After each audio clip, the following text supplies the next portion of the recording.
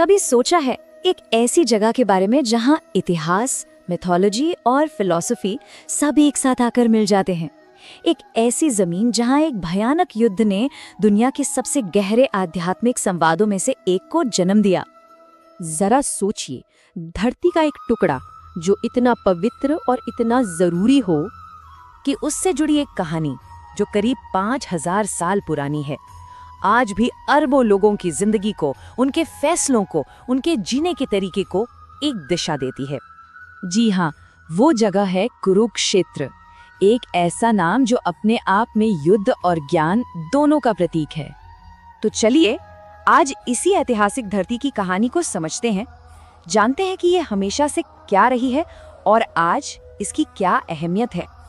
तो आज कुरुक्षेत्र क्या है? ये हरियाणा का एक बहुत ही ऐतिहासिक शहर है और सरकार इसके महत्व को समझती है, इसीलिए इसे एक महाभारत सर्किट के तौर पर डेवलप किया जा रहा है ताकि दुनिया भर से लोग और श्रद्धालु यहाँ आ सकें।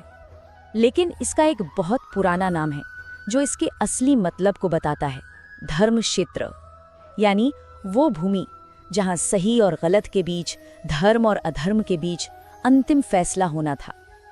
अब थोड़ा समय में पीछे चलते हैं, उस एक घटना की तरफ जिसने इस जमीन को इतिहास में हमेशा के लिए अमर कर दिया। बात है करीब 5000 साल पहले की। यहीं पर, इसी जमीन पर पांडव और कौरवों की सेनाएं आमने सामने थीं।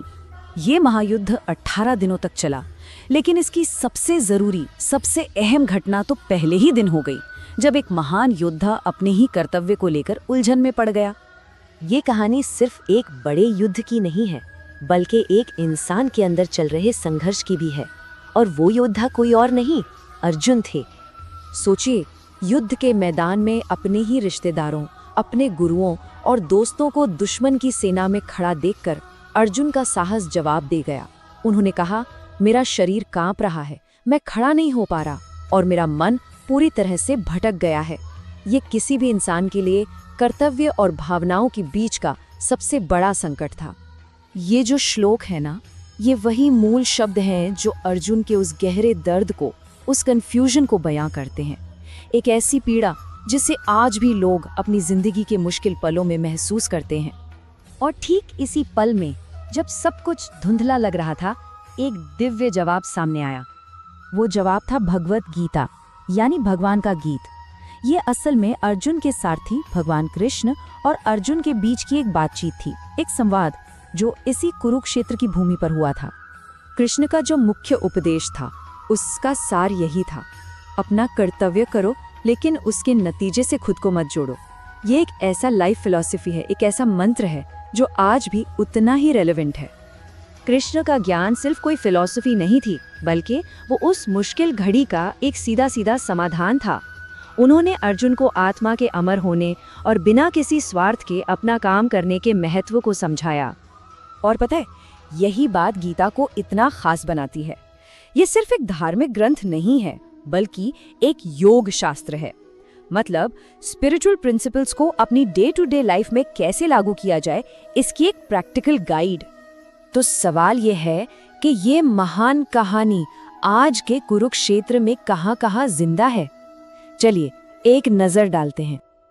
आज भी तीर्थयात्री उन्हीं जगहों पर जा सकते हैं जहां ये सब कुछ हुआ था, जैसे ज्योतिसर। माना जाता है कि यहीं उस पवित्र बरगद के पेड़ के नीचे गीता का ज्ञान दिया गया था। ब्रह्म सरोवर जैसे एक विशाल पवित्र तालाब है। और हाँ, एक modern panorama and science centre भी है जो महाभारत के युद्ध को एक बिल्कुल नए और जीवंत अंदाज में दिखाता है।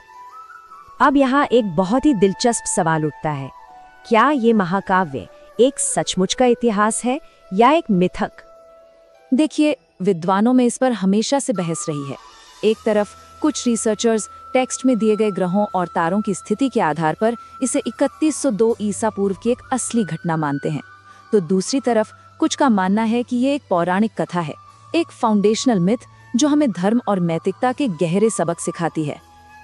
लेकिन सच कहें तो ये इतिहास हो या मिथक, एक बात बिल्कुल तय है, कुरुक्षेत्र की भूमि से निकली इस कहानी ने हजारों सालों से इस देश की और दुनिया के एक बड़े हिस्से की नैतिक और दार्शनिक नींव को गढ़ा है। और ये हमें एक बहुत बड़े सवाल पर लाके खड़ा कर देता है, वो कौन सी कहानियां हैं चाहे वे सच हों या ना हो, जो आज हमारी दुनिया को परिभाषित करती हैं, और वो हमारे अपने जीवन में कर्तव्य, संघर्ष और ज्ञान के बारे में हमें क्या सिखाती हैं।